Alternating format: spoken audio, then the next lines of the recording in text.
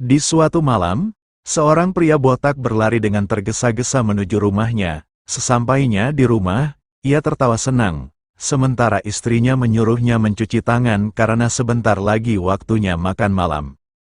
Pria botak itu dengan penuh semangat berkata bahwa ia menemui sesuatu yang bagus hari ini. Istrinya menatapnya bingung dan bertanya apa yang dimaksudnya. Sambil mengeluarkan sebuah amplop merah, pria botak itu menunjukkan temuannya. Ia menjelaskan bahwa ia memungut amplop itu di jalan. Istrinya memperhatikan amplop itu dan berkomentar bahwa sepertinya ada banyak uang di dalamnya. Namun, setelah melihat lebih dekat, ia menyadari bahwa semua itu adalah amplop pernikahan. Ia lalu berseloroh bahwa karena suaminya sudah mengambil begitu banyak amplop, setidaknya ia harus mengucapkan selamat pada mereka yang menikah.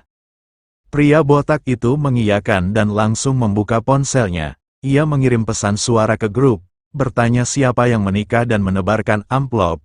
Dengan nada bercanda, ia mengatakan bahwa ia beruntung mendapatkannya dan mengucapkan selamat. Tak lama kemudian, banyak anggota grup yang membalas.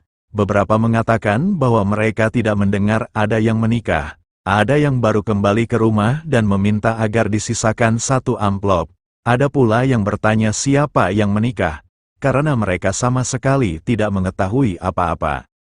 Pria botak itu mulai berkeringat dingin. Ia membalas pesan mereka, bertanya apakah benar tidak ada yang menikah, lalu amplop itu milik siapa.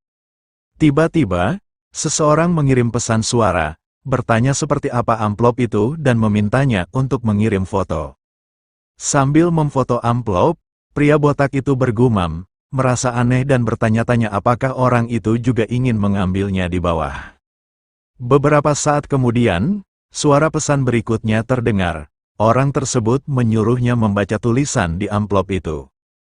Pria botak itu terkejut setelah melihat lebih jelas. Suara di pesan suara itu kembali terdengar, memperingatkannya bahwa itu bukan amplop pernikahan, melainkan uang untuk membeli nyawanya. Dengan bingung, pria botak itu bertanya apa maksudnya. Ia menganggap bahwa di zaman modern seperti ini, masih ada kepercayaan seperti itu. Orang itu kemudian menjelaskan bahwa dulu, jika seorang gadis yang belum berusia 16 tahun dan belum menikah meninggal, ia tidak akan bisa bereinkarnasi. Jika ingin bereinkarnasi, ia harus menjalani pernikahan hantu. Untuk menyelesaikan upacara ini, segenggam rambut gadis itu akan dimasukkan ke dalam amplop, lalu dilempar ke jalan agar seseorang mengambilnya. Pria botak itu mulai berkeringat dingin. Ia mencoba memanggil istrinya. Namun, sebelum ia sempat menyelesaikan kata-katanya, istrinya tiba-tiba tertawa kejijikan. Wajah istrinya berubah menjadi menyeramkan. Kedua mata dan mulutnya mengeluarkan darah. Dengan suara menyeramkan, ia bertanya, "Ada apa?" Sekejap kemudian, terdengar jeritan ketakutan yang sangat nyaring hingga menggema keluar rumah. Namun ternyata, semua itu hanyalah mimpi buruk yang dialami pria botak itu. Sambil mengusap keringat di wajahnya, ia tertawa kecil dan berkata bahwa ternyata itu hanya mimpi. Ia menyadari bahwa hal itu masuk akal, karena ia sebenarnya tidak memiliki istri. Namun, saat ia menoleh ke arah meja, ia langsung terkejut. Di atas meja, amplop merah itu masih ada. Dengan nada bingung, ia bergumam, mempertanyakan kenapa amplop itu masih ada. Tiba-tiba, dari dalam amplop, keluar rambut berwarna merah muda yang menjalar keluar perlahan. Pria botak itu memandangi amplop itu dengan perasaan campur aduk antara keheranan dan kecemasan. Tiba-tiba, sebuah suara terdengar, menanyakan apakah hal itu terasa aneh, lalu menyuruhnya melihat ke atas. Pria botak itu langsung tersentak kaget. Di atas, terlihat tulisan merah yang tampak seperti ditulis menggunakan darah. Dengan wajah panik, ia memegang kepalanya yang botak. Suara itu kembali terdengar, mengatakan bahwa tengah malam adalah waktu yang bagus dan mengajaknya untuk menikah. Dengan ketakutan, pria botak itu menyadari bahwa masih ada setengah jam sebelum jam 12 malam, ia meyakinkan dirinya bahwa ia masih bisa kabur. Namun, suara misterius itu kembali terdengar, mengulangi kata-katanya dengan nada menyeramkan. Tengah malam adalah waktu yang bagus, ayo kita menikah. Pria botak itu berlari ketakutan, berusaha menghindar, sambil berteriak menyuruh suara itu diam. Si botak terus mencoba membuka pintu rumahnya, tetapi pintu itu tidak bisa dibuka. Hal aneh terjadi, dari gagang pintu tiba-tiba keluar pita merah yang menjalar perlahan. Dengan panik, si botak mengambil gunting dan mencoba memotong pita merah itu. Namun, begitu gunting menyentuh pita, guntingnya malah patah dan rusak. Si botak semakin panik. Ia bertanya-tanya bagaimana cara mengatasi situasi ini. Ia menyalahkan amplop merah yang ditemukannya, berpikir bahwa setelah dibuang semuanya seharusnya kembali normal. Dengan cepat, ia melempar amplop itu keluar jendela. Tiba-tiba, terdengar suara seseorang yang marah dari luar jendela. Orang itu berteriak kesal karena ada yang melempar barang dari tempat tinggi. Si botak semakin panik dan mendesak agar amplop itu segera dibuang jauh-jauh. Namun, orang di luar malah mengambil amplop itu dan dengan senang hati ingin mengembalikannya. Ia merasa jarang ada orang baik seperti dirinya dan bertekad untuk segera mengantarkan amplop itu kembali. Si botak terkejut mendengar hal itu dan segera melarang orang tersebut untuk datang ke rumahnya. Namun, tiba-tiba, orang itu sudah berdiri di balik pintu rumah si botak. Dengan santai, ia memperkenalkan dirinya sebagai orang baik yang tidak serakah. Si botak terkejut melihat betapa cepatnya orang itu tiba di sana. Orang itu mulai menggedor pintu dengan keras, berulang kali meminta agar pintu segera dibuka. Astaga, pita hantuku udah hampir nggak tahan, energi hantu plus 39. Si botak merinding, mulai mempertanyakan siapa sebenarnya yang mengetuk pintunya dengan cara menyeramkan seperti itu. Pintu yang terkunci akhirnya tidak bisa menahan tekanan dan jebol. Debu berhamburan, membuat si botak batuk-batuk saat menghirupnya. Di balik debu yang mulai mereda, sebuah siluet terlihat berdiri di ambang pintu. Ternyata, itu adalah Charlie. Charlie berdiri di sana sambil mengangkat amplop merah yang tadi dilempar si botak, lalu menyodorkannya kembali. Si botak semakin ketakutan, berpikir bahwa amplop itu bisa memancing hantu datang, dan ia segera meminta agar amplop itu dibuang. Charlie mulai membakar amplop itu sambil tertawa kecil. Ia menjelaskan bahwa ia datang ke sini justru karena amplop itu. Charlie menendang pita merah yang ada di dekat kakinya dan mengatakan bahwa sejak melihat si botak mengambil amplop tersebut, ia sudah tahu bahwa malam ini sesuatu akan terjadi. Si botak yang masih gemetar bertanya apakah Charlie bisa mengusir hantu. Charlie mendekatkan wajahnya dan dengan tenang menjawab bahwa ia bisa sedikit melakukannya. Ia meminta si botak untuk bersiap mengikuti instruksinya dan menjamin bahwa semuanya akan baik-baik saja. Saat jam tepat menunjukkan pukul 12 malam, suasana di sekitar mereka berubah, udara menjadi semakin dingin dan hawa aneh menyelimuti ruangan. Dari lorong yang gelap, sesosok hantu mengenakan pakaian pernikahan berwarna merah berjalan perlahan mendekat. Dengan suara lembut yang menyeramkan, ia mengingatkan bahwa sekarang sudah jam 12. Di luar rumah si botak, hantu itu kebingungan dan bertanya-tanya di mana pintunya. Ia melangkah masuk dan menemukan 3 batang dupa menyala, yang ditancapkan di atas bakpao, dan di dekatnya terdapat yakut dan keripik basreng. Persembahan memakai camilan seperti ini, energi hantu plus 144. Hantu itu menyeringai, bertanya apakah ini ritual untuk menaklukkannya. Tiba-tiba, suara nyaring terdengar di dekatnya, membuatnya terkejut. Ia menoleh dan melihat seseorang. Dengan ekspresi serius, Charlie menyebut hantu itu sebagai Honey Layer. Padahal amplopnya ku sebarkan secara acak, kenapa dia bisa tahu namaku? Energi hantu plus 650. Charlie tersenyum jahat dan menyapa hantu itu. Lalu, ia mengubah jamur Ganoderma menjadi pedang dan mengatakan bahwa ia akan membebaskannya sekarang juga. Si botak yang bersembunyi bertanya apakah Charlie sedang bermain cosplay. Hantu itu tertawa kecil, melepas kain merah yang menutupi wajahnya, lalu tersenyum menyeramkan. Dengan nada menantang, ia menyatakan bahwa ia tidak takut dengan trik-trik semacam ini. Tanpa diduga, ia tiba-tiba mengajak Charlie menikah, sambil mengarahkan kekuatannya ke arahnya. Charlie terdiam tanpa ekspresi. Hantu itu masih merasa di atas angin dan bertanya apakah Charlie sudah tahu kehebatannya. Dengan mimisan, Charlie menjawab iya. Namun, alih-alih takut, matanya bersinar penuh semangat, ia memegang tangan hantu itu dan mengatakan bahwa ia mengira akan lajang seumur hidup. Dengan penuh antusias, Charlie langsung memeluk hantu itu erat-erat dan berseru bahwa ia akhirnya mendapatkan istri. Hantu itu tampak terkejut dan malu. Charlie semakin bersemangat dan berkata bahwa ia ingin mencium hantu itu. Hantu yang panik langsung berteriak agar Charlie menjauh, mengakui bahwa ia sebenarnya tidak benar-benar ingin menikah dengannya. Charlie mulai menangis, bertanya apakah itu berarti hantu itu tidak benar-benar mencintainya.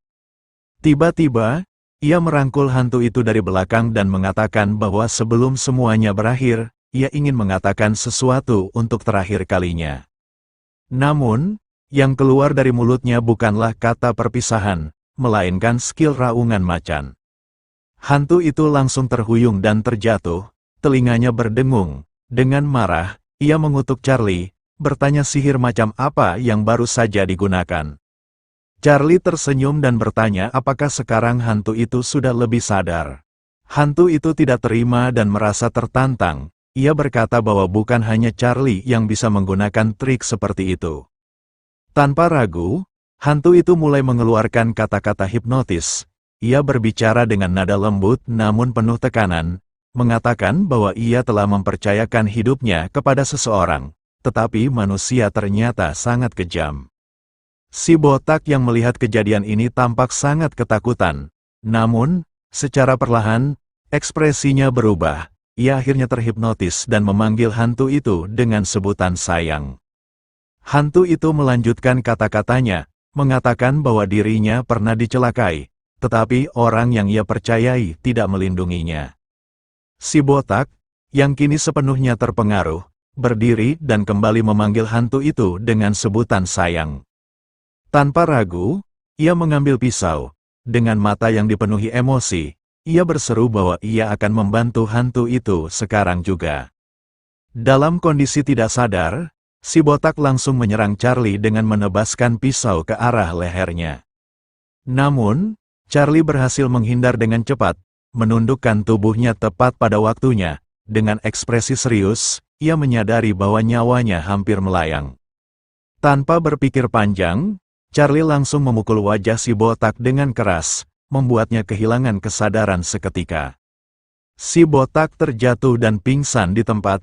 Charlie kemudian melepas pakaian pengusir hantunya, merasa bahwa situasi ini semakin menarik. Ia mengambil drum ajaib miliknya, menyadari bahwa lawannya suka bersaing dalam gelombang suara. Charlie mulai mengetuk drum tersebut, mengeluarkan suara yang bergema di seluruh ruangan. Dengan nada menantang, ia berkata bahwa mereka akan melanjutkan pertarungan ini. Tiba-tiba, suara dari drum itu membuat hantu tersebut terdiam di tempat, seolah-olah terhipnotis oleh ritme yang dikeluarkan. Charlie mendekatinya dengan tawa kecil, ia menantang hantu itu untuk melanjutkan nyanyiannya. Sambil mendekatkan tangannya ke dada hantu itu, Charlie berbicara dengan nada santai, mengatakan bahwa karena hantu itu tidak bisa bergerak, maka ia tidak akan sungkan lagi. Namun, hal yang terjadi tidak sesuai dengan ekspektasi penonton. Tanpa ragu, Charlie langsung menghantam hantu itu dengan keras. Sistem menginformasikan, hantu pernikahan, hantu ganas biasa, mati, energi hantu plus 999. Charlie memandang hantu itu dengan ekspresi puas. Baginya, pertarungan ini sudah selesai. Namun, sesuatu terasa aneh.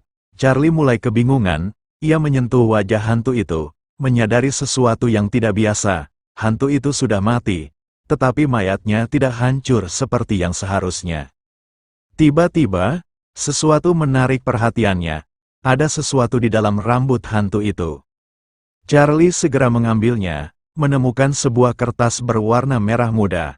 Begitu kertas itu diambil, tubuh hantu tersebut langsung hancur dan menghilang. Kertas itu ternyata adalah tubuh asli hantu tersebut. Ia membuka kertas tersebut dan melihat isinya. Di dalamnya, terdapat gambar tengkorak dan tulisan, Jalan 444. Charlie mencoba membakar kertas merah muda yang ia temukan, menganggapnya sebagai barang pembawa sial yang harus disingkirkan. Namun, ketika api mulai menyentuh kertas tersebut, ia terkejut karena kertas itu sama sekali tidak terbakar.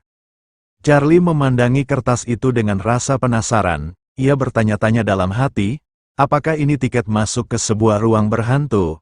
Mengingat keanehan yang terjadi, ia memutuskan untuk menyimpannya di kantong celananya. Sambil berbalik pergi, Charlie berpikir bahwa mungkin suatu hari nanti kertas itu bisa berguna. Ia memutuskan untuk menyimpannya dan tidak membakar atau menghancurkannya lebih lanjut. Beberapa saat kemudian, Charlie sudah duduk di dalam sebuah taksi. Di dalam taksi, ia melihat panel sistem dan menyadari bahwa energi hantunya kini mencapai 26.889. Charlie merasa sangat senang dan sedikit bangga. Ia berpikir, seorang hantu ganas biasa bisa menghasilkan lebih dari 7.000 energi hantu. Itu berarti upaya dan perjuangannya tidak sia-sia. Namun, suasana yang tadinya tenang berubah saat sopir taksi tiba-tiba mengerem mendadak. Charlie yang terkejut merasa beruntung karena sudah mengenakan sabuk pengaman, jadi ia tidak terlempar ke depan. Di luar taksi, seorang gadis dengan jubah hitam tiba-tiba muncul, berdiri di tengah jalan dan menghalangi mobil tersebut. Sopir taksi yang kesal langsung berteriak pada gadis itu, menuduhnya sebagai orang yang mencari masalah. Ia mengatakan bahwa gadis itu muncul tiba-tiba di malam hari seperti ini, seolah-olah sedang mencari kematian. Gadis itu hanya diam beberapa saat sebelum akhirnya membuka mulut. Dengan suara pelan dan takut, ia mengatakan bahwa ada seseorang yang ingin membunuhnya. Charlie yang melihat gadis itu dengan ekspresi serius langsung memutuskan untuk mengaktifkan skill mata siluman. Dengan ketenangan, ia berkata pada gadis itu untuk segera naik ke dalam taksi. Ia yakin bahwa ini adalah kesempatan untuk membantu. Beberapa saat kemudian, taksi itu mulai melaju. Namun suasana di dalamnya terasa begitu sunyi. Gadis itu hanya duduk diam. Wajahnya terlihat suram. Tiba-tiba, beberapa anggota Hellman datang entah dari mana, mencari sesosok hantu. Pemimpin mereka bertanya di mana hantu yang mereka cari, karena target mereka tiba-tiba menghilang. Namun, pemimpin Hellman itu kemudian melirik ke arah taksi yang memancarkan aura gelap, seolah merasakan ada sesuatu yang tidak biasa. Tanpa membuang waktu, ia segera berteriak kepada anak buahnya, memerintahkan mereka untuk mengejar taksi itu. Mereka bertiga langsung berlari mengejar mobil yang semakin menjauh. Charlie yang melihat situasi ini melalui spion taksi, mengenali kelompok tersebut sebagai orang-orang payah dari Hellman. Charlie yang tidak ingin membuang waktu lagi langsung mengarahkan tangannya ke depan. Listrik berkumpul di telapak tangannya dan menyala dengan kuat. Taksi itu kemudian melaju dengan kecepatan luar biasa, meninggalkan pengejarannya yang gagal. Sementara itu, pemimpin Hellman yang masih mengejar hanya bisa menghubungi rekannya melalui komunikasi, memberi perintah untuk menghentikan taksi yang kabur ke arah barat. Charlie di dalam taksi merasa puas dengan reaksinya. Ia melirik dan berkata pada gadis di belakangnya, memastikan bahwa gadis itu kini sudah aman. Namun, ia mengingat sesuatu yang terjadi semalam. Charlie kemudian berkata dengan suara rendah, menceritakan kejadian yang mirip saat ia naik taksi semalam. Seorang gadis juga menghentikan taksi dan berkata ada yang ingin membunuhnya. Charlie melanjutkan ceritanya dengan mendongak ke belakang, menceritakan bahwa ia bertanya kepada gadis semalam, apakah ia tahu siapa yang ingin membunuhnya. Gadis semalam menjawab bahwa ia tidak bisa melihat wajah orang tersebut dengan jelas, tetapi ia tahu nama orang itu. Dengan ekspresi yang kini menjadi seram, Charlie melanjutkan, mengatakan nama orang itu adalah Kani Molos. Gadis yang mendengar nama Kani Molos menjadi ketakutan dan mencoba mengulangnya dengan terbata-bata. Ia terkejut karena menyadari bahwa itu adalah nama yang tertulis di kartu nama milik sopir taksi. Kalau begitu, Bukankah berarti sopir ini pembunuhnya? Energi hantu plus 300. Dengan cepat, Charlie merayap menuju tempat duduk gadis itu. Berteriak karena menyadari situasi yang sedang terjadi. Ia langsung mengungkapkan bahwa sopir taksi itu adalah pembunuh yang mereka cari. Sopir taksi yang masih bingung dengan tingkah laku Charlie tidak mengerti apa yang sedang terjadi. Gadis itu yang terkejut dengan reaksi Charlie bertanya dengan terbata-bata tentang apa yang sedang dilakukan oleh Charlie yang tiba-tiba memeluknya. Charlie, tanpa menjelaskan lebih lanjut, segera keluar dari taksi dengan gerakan cepat dan berkata pada gadis itu untuk segera kabur. Sopir yang belum paham situasinya, berteriak marah, menuntut agar mereka segera membayar taksi. Charlie, yang sudah menggendong gadis itu, meminta gadis itu untuk memeluknya erat-erat karena ia berniat berlari sangat cepat. Charlie kemudian berlari dengan kecepatan luar biasa, melompati gedung-gedung di sepanjang jalan, meninggalkan sopir dan taksi itu jauh di belakang. Gadis itu yang ketakutan dengan kecepatan lari Charlie hanya bisa terkejut, sementara Charlie terus tersenyum dengan rasa puas. Setelah beberapa saat berlari, Charlie berhenti di tempat yang aman. Ia menjelaskan bahwa sopir taksi seharusnya tidak bisa mengejar mereka lagi.